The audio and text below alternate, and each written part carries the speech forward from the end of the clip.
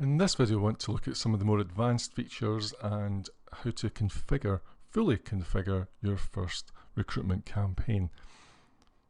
Let's look at the questionnaire and its customization firstly. So if you click on questionnaire, now what we looked at previously was just the basic standard URL here. So there's a couple of things that you can change and edit here, and that's what we want to look at. So first thing is the company logo. You can upload your logo so that it appears on the top of the candidate registration page and also on the front of the report PDFs.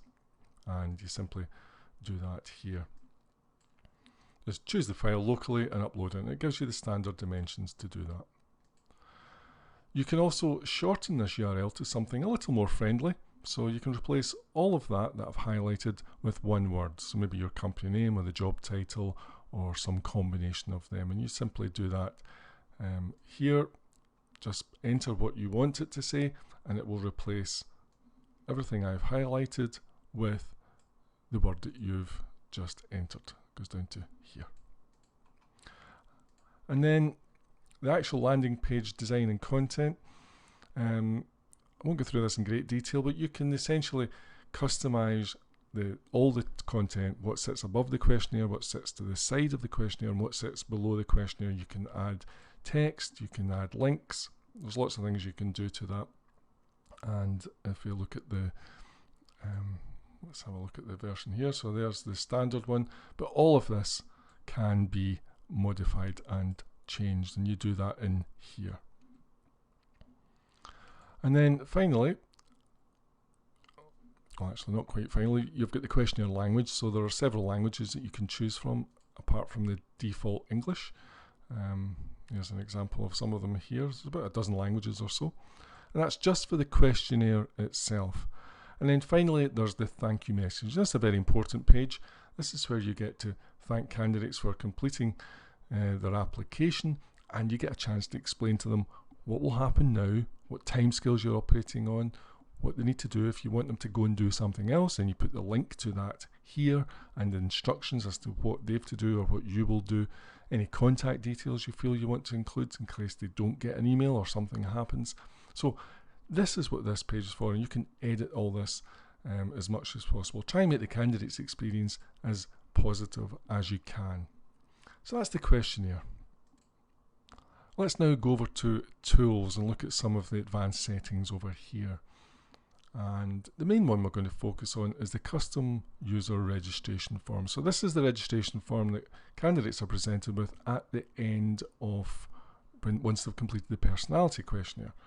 What essentially happens here is you can ask any questions you like. So you can add more and more questions to the bottom of the registration form. Simple things would be the telephone number, a job reference. You know, if you're dealing with different jobs, then you probably want a job reference in there. Maybe do they have any work experience? Do they have a driving license? Anything like that. Any kind of question you want to ask, you can ask. And you simply ask the question in this field here. You decide if you want a yes, no, radio button answer, a short text box, or a longer text area. You decide that. The sequence is purely the order in which the question comes in relation to the other questions, and if you want the question mandatory, i.e. they can't submit their application unless they answer that question, then you tick that box here. This one here you can ignore, it's not relevant to your particular configuration. And then once you've done that, you simply hit save, and you can edit any question and the order and all that sort of stuff anytime you like, and you can delete questions too. So very, very useful feature. The final thing I'm going to show you is gender neutrality. Now what this does is there's various Equalities Act in the UK, various legislation on essentially against being prejudiced. So it's called, in the UK it's called the Equalities Act. Other countries have their own version of that. And what happens is if you click on the gender neutrality, although the system will ask the candidate whether they're male or female, it doesn't present the Interview Pro report as male or female. It presents it in a neutral gender. So effectively, you don't know whether they are male or female. And that's an option that you can build in. It depends where you're using profiling in your recruitment process. So it's a bit of a grey area. But if the only question that you present to candidates is this one, then you probably want to activate this just to keep yourself squeaky clean. If you've already had an application form and this is a second or third phase in the recruitment process, then it might not be strictly necessary.